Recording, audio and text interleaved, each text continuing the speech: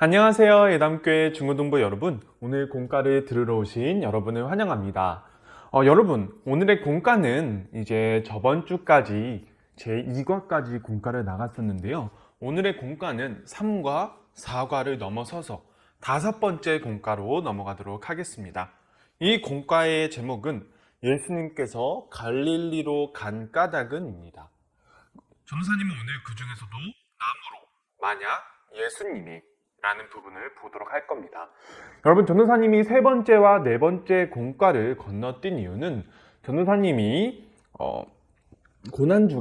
고난주간에 이르는 이제 사순절 7주간의 내용 동안 이제 예수님의 행적을 여러분들께 말씀을 드리겠다고 천천히 우리가 살펴보겠다고 말씀을 드렸는데요.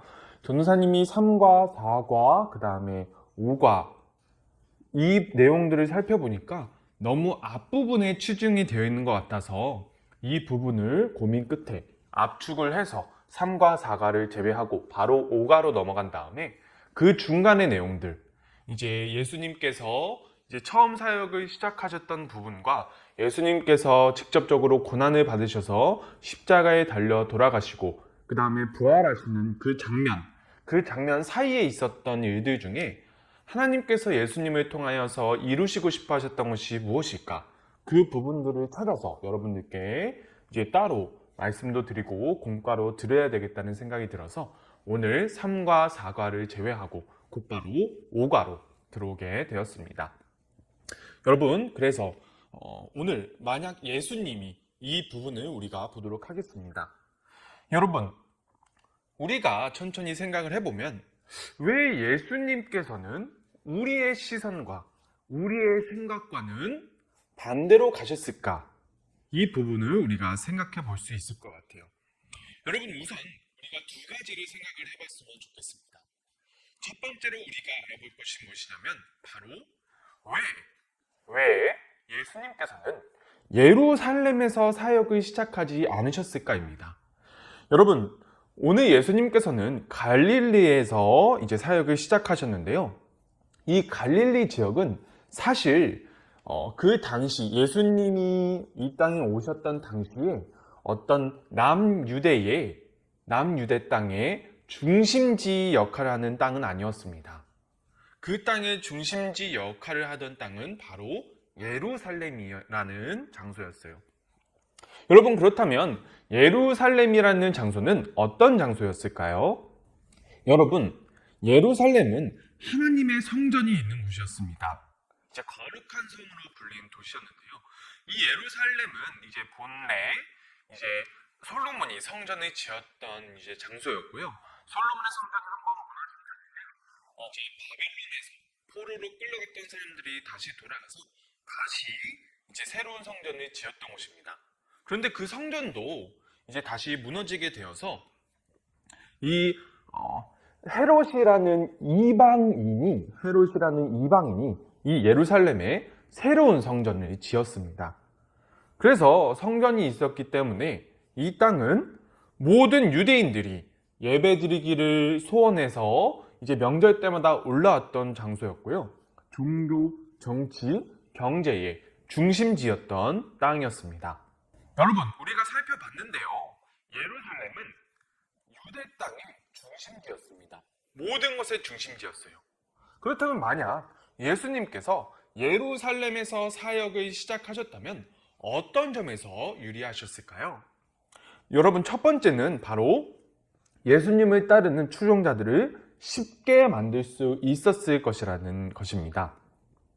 여러분, 예수님께서 그 주변 예루살렘이 아니라 다른 곳에서 보여주셨던 기적들을 예루살렘에서 행하셨다면 더욱더 쉽게 추종자들을 만들 수 있었을 거예요. 그리고 예루살렘에는 이제 정치적인 영향력이 강한 사람들이 있었기 때문에 그 사람들을 추종자들로 만들었다면 정치적인 영향력도 분명히 가지실 수 있었을 것입니다. 그 다음에 예루살렘에 있는 많은 정치적인 분야들, 그리고 다른 분야들, 경제, 사회, 그리고 또 성전에서 근무하던 사람들. 여러분, 그 많은 사람들에게 하나님의 능력을 예수님께서 보여주셨다면 그 수많은 분야의 지도자들이 예수님을 따랐을 수도 있다는 것. 그것이 바로 예수님께서 예루살렘에서 사역을 시작하셨을 때 얻을 수 있으셨던 이득이셨을 것입니다. 그렇지만 예수님께서는 그렇게 하지 않으셨지요. 그렇다면 이러한 모든 장점들에도 불구하고 예수님께서 갈릴리를 사역지로 선택하신 이유가 무엇일까요? 여러분, 그것은 왜냐하면 바로 구약 성경에 기록된 하나님의 말씀을 이루시기 위함이었습니다. 여러분, 우리가 이후에 이제 오늘 우리가 보았던 내용들 이후에 예수님께서 종교 지도자들과 부딪히는 사건들이 많이 드러난다는 것을 알 수 있는데요. 예수님께서 왜 그 사람들과 부딪혔을까? 우리가 이 점을 생각해 보면 그 당시의 종교 지도자들이 하나님의 뜻과는 전혀 상관없는 다른 방향으로 나아갔기 때문이라고 전도사님은 생각합니다. 만약 예수님께서 그러한 사람들, 만약 그 당시의 종교 지도자들과 뜻을 같이 하셨더라면 전도사님은 예수님께서 그들에게 메시아로 인정을 받으실 수 있었을 거라고 생각합니다. 그러나 예수님께서는 그들에게 이렇게까지 말씀하십니다. 회칠한 다마.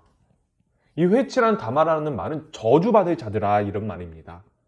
그 당시의 종교 지도자들이 하나님의 뜻과는 너무나 멀어져 있었기 때문에 예수님께서는 이러한 말씀까지 하시면서 그들과는 거리를 두셨습니다. 예수님께서는 하나님의 말씀을 이루시기 위하여서 이 땅에 오신 것이지 그러한 사람들과 뜻을 같이하여 이익을 얻으려고 오신 분이 아니시라는 것이지요. 그렇기 때문에 예수님께서는 눈앞에 보이는 이익을 위해 선택을 하시는 분이 아니라 하나님의 말씀을 기준으로 선택하는 분이시라는 것을 우리는 알 수 있는 것입니다. 이제 장소에 관한 것을 우리가 알아보았는데요. 이제 두 번째, 사람. 예수님께서 이러한 사람들과 함께 하셨다면 어떠하셨을까라는 것도 생각해 봅시다. 이 사람들은 바로 바리새인과 제사장입니다. 그렇다면 이 바리새인과 제사장은 어떤 사람들이었을까요? 여러분, 바리새인은 율법의 열심인 사람들이었습니다. 그들은 랍비로 불리며 백성들의 존경을 받았지만 예수님은 그들의 외식된 행위를 비판하셨지요. 그리고 우리가 제사장을 보도록 하겠습니다. 여러분, 제사장은 하나님의 성전에서 하나님께 제사를 드리는 일을 담당했고요.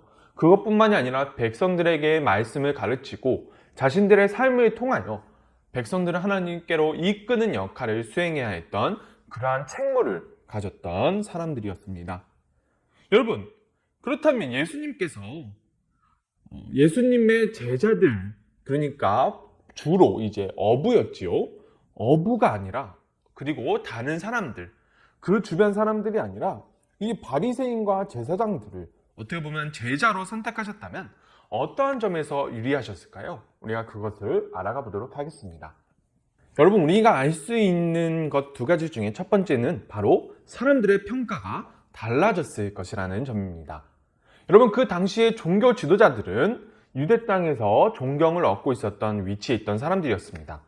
그런 사람들을 만약 불러서 제자로 삼으셨다면 사람들이 예수님을 바라보는 평가가 달라졌을 것입니다.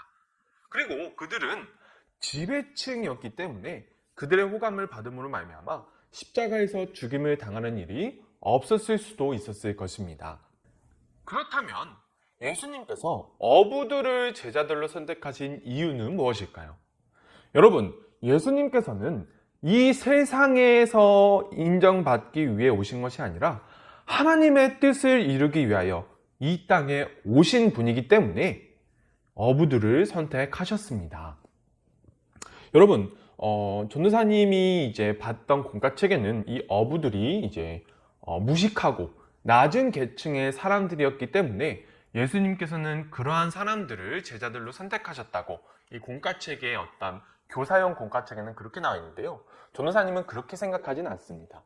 왜냐하면 그 당시에 어부라는 직업 자체가 그 요단강에서 이제 고기를 잡는 직업을 가지고 있던 사람들이 그렇게 가난하고 무식했던 사람들은 아니었습니다. 왜냐하면 배를 가지고 있었다는 것 때문입니다. 여러분, 배를 가지고 있었다. 지금 우리 시대의 상식으로 생각해봐도 배를 가지고 있다는 것은 결코 수준이 낮은 사람이라는 것은 아니라는 것을 알 수 있지요.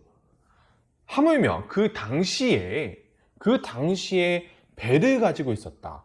이것은 어느 정도 재력이 있지 않으면 그러한 힘든 사람들이 바로 배를 가지고 있는 사람이었습니다. 그리고 베드로를 생각해 보면 베드로가 가지고 있었던 재산이 어떤 배도 있었고 또 그 배를 통해서 그 어부로 일하는 사람들도 같이 데리고 있었지요. 여러분, 우리가 이러한 점을 볼 때 이 어부들이 가난하고 무식하다고 해서 예수님께서 선택하신 것이 아니라는 것을 우리가 이해할 수 있었으면 좋겠습니다. 그렇다면 예수님께서는 이 사람들을 왜 선택하신 것일까요? 여러분, 예수님께서는 하나님의 뜻이 이 땅에서 이루어지기를 원하는 그러한 사람들을 택하여서 제자로 만드시기를 원하셨습니다. 여러분, 그 당시의 지배층들은 그들 나름대로는 하나님의 나라를 추구했다고 하지만 정작 예수님의 눈으로는 하나님의 나라는 정반대로 나아갔다는 사람이라는 것을 알 수 있지요. 그런 가운데 하나님께서는 하나님의 뜻이 정말로 이 땅에서 이루어지기를 원했던 사람들, 그 당시 세상이 나아갔던 방향이 이 방향이 정말로 하나님께서 원하시는 방향일까라는 의문을 가지고 정말로 하나님의 뜻을 찾아보려고 했던 사람들, 그러한 사람들을 예수님께서는 제자로 삼으셨던 것입니다. 그렇게 가난하지 않았던, 그래도 어느 정도 먹고 살 수 있을 정도의 어떤 돈을 벌 수 있었던 어부라는 직업을 그대로 내팽개치고 예수님을 따라갔던 그 제자들이 어떻게 보면 예수님의 모습을 통해서, 예수님의 말씀을 통해서 이분이 보여주시는 것이 바로 하나님의 뜻이구나라는 사실을 인지하고 그 당시에 그 시간에 결단하여서 예수님을 따라감으로 하나님의 뜻을 이루는 사람들이 되었던 것을 우리가 알 수 있습니다. 사랑하는 여러분, 우리가 이렇게 하나님의 뜻이 무엇일까 궁금해하고 하나님의 나라를 이루어갈 수 있는 그런 사람들이 될 수 있기를 간절히 소망합니다. 여러분, 빈칸의 내용을 적어서 변호사님에게 보내주시면 감사하겠습니다. 여러분, 지금까지 공과 들어주셔서 너무 감사하고요. 다음 주에 만나요.